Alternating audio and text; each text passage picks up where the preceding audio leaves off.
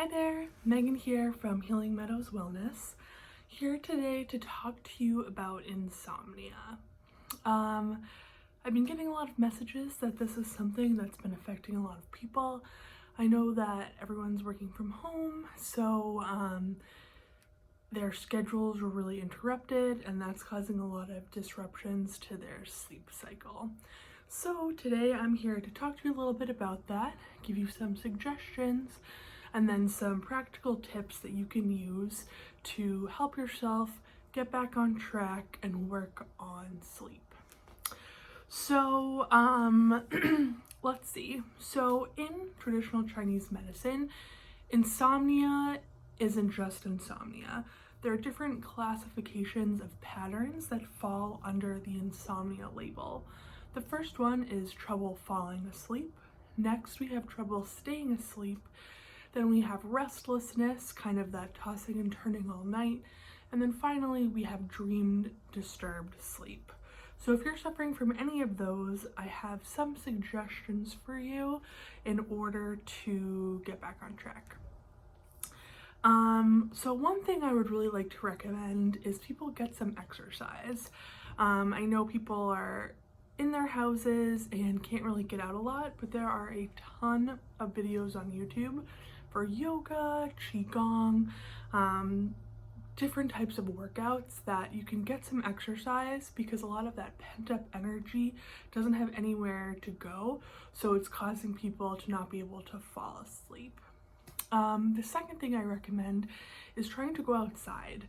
I know that would seem obvious, but it's easy to just kind of stay inside when you have no place to go, but just kind of going out into your yard to get half an hour of sunlight during the day, preferably around noon, will make a big difference in regulating your circadian rhythm. The other thing is try not to drink caffeine after noon, literally after 12 p.m. noon. When you don't sleep well, it's easy to kind of load up on the caffeine throughout the day, so that you're drinking it up until 6 p.m. and then of course it'll be hard to fall asleep. The other thing is try not to eat dinner too late or really have any snacks or dessert after 6 p.m. That gives your stomach a chance to digest so that everything is kind of in order for when you're trying to fall asleep. The other thing that people are having difficulty with is that worrying component and that stress that's making it difficult to fall asleep at night. So we're going to go through some acupuncture points that you can do at home to help with all these different things. So the first is a qigong technique.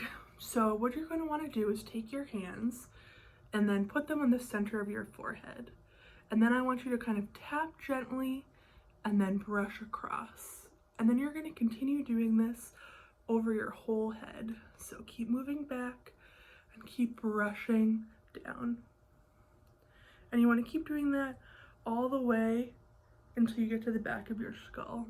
And then you can do that as many times as you need. Just gentle tapping and then some gentle scratching. This stimulates a lot of points on your head that help with sleep and anxiety in general. The second point I want to introduce you to, it's called Anmian, A-N-M-I-A-N, and it is an extra point that is really great for sleep in particular. So, if you take a look at your ear, and then you move slightly behind it, you'll feel a little knob behind your ear, and that's what you want to focus on. You want to kind of rub beneath that knob, and you can use a little bit of pressure to give yourself a massage. In people that have trouble sleeping, it can be really tender.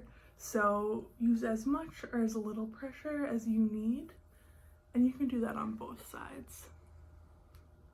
Your ear, and then you would go behind to find the little knob.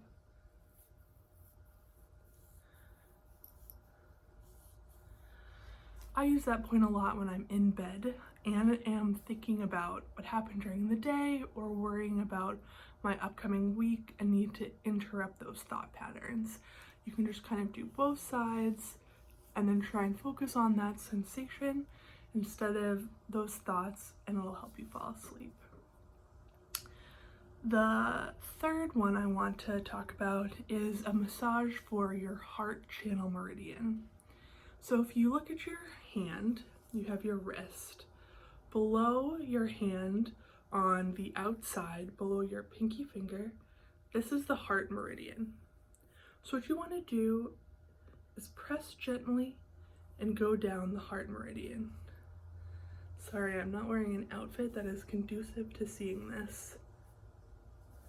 Let's see if I can pull this up. There we go. This whole area is the heart meridian. So you want to massage up and down that channel, and it can be really tender for people. So you can use your thumbs and just massage down it. And especially when you get to the elbow, it can be really tender, so use as little or as much pressure as you need. So try these tips at home, see if they work for you, and subscribe to my channel for some more acupuncture tips and helps to get us through this hump. And subscribe below, hit that little bell so you get alerts for when the next video is up. Thanks so much and sweet dreams.